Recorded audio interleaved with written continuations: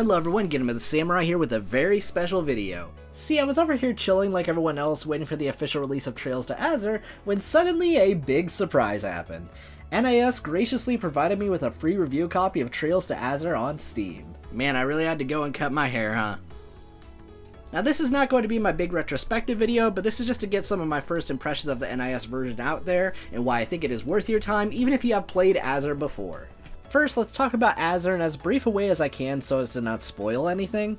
Trails to Azure is the 5th game in the Trails series, a series I'm currently doing big retrospectives on if you want to hear me talk about them in detail. Azure is also the direct sequel to Trails from Zero and is probably the most action-packed game up to this point, and this game has some of my favorite combat systems in the entire series.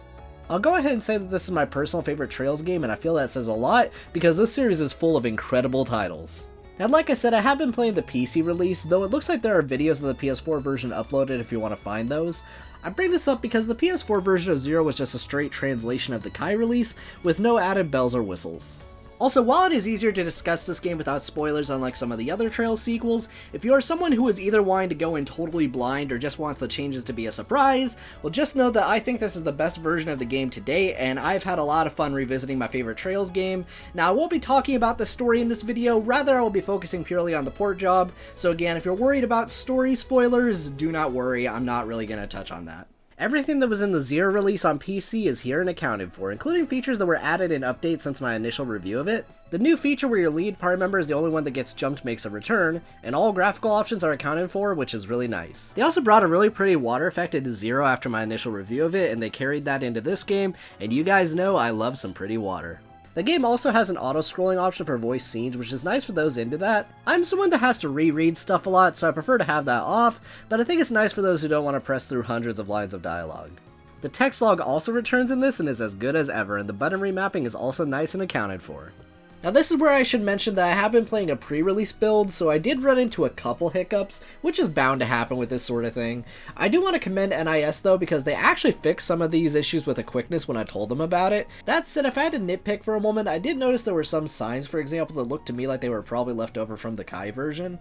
Unlike Zero, I haven't encountered too many typos either, with the exception of one line of dialogue that I won't share because it's a little spoilery, but it could also be my memory being hazy. I think it's something that only hardcore Trails fans would notice, and they might fix that by release, we'll see. Aside from that, it's just as solid of a port as last time, and in all fairness, the sign in particular definitely feels like a bit of a nitpick to me, since it's a section you're not supposed to stop and soak in the scenery anyway, so fair enough.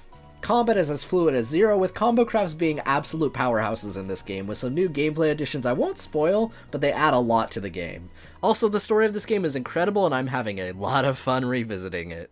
But I'm going to have to leave it at that for now. I will have a big proper review for this video down the line, hoping to have it done by late May, but if you love Trails, I hope you look forward to me gushing about my favorite Trails game when that happens. Trails to Azure is absolutely incredible, and I think you should definitely check it out when it releases on the 14th, and also from what I understand, you'll also get some save data bonuses in Trails to Reverie for playing this, so I'm excited for that. Again, big thanks to NIS for providing me with a review copy of the game. Because of you guys, I'm going to be able to get that retrospective out a lot sooner than I thought I would, and I really appreciate it. If you all like Trails and want to hear my thoughts on the Sky games and Trails from Zero, please check out my retrospectives. I try to keep them as spoiler-free as I can get away with, but I love this series and I'm so excited to make a video on my favorite one. So without further ado, it's time to seize the truth. I'll see you guys next time with the Trails to Azure retrospective, or a small video in between, we'll see. But regardless, I'll see you guys later. Bye.